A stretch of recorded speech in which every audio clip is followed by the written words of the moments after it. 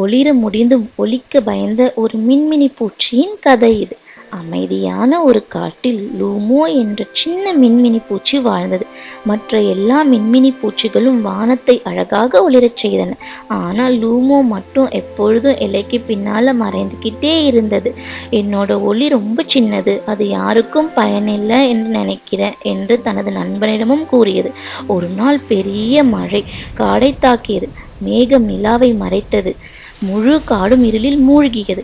வீட்டுக்கு போகும் வழியில் ஒரு குட்டி அணில் வழி தவறிவிட்டது. யாராவது உதவுங்க, எனக்கு பயமா இருக்கு என்று அது அழுதது. அதை பார்த்த லூமோவின் மனது துடித்தது. பயமா இருந்தாலும் இந்த முறை தன்னோட ஒளியை மறைக்கவில்லை.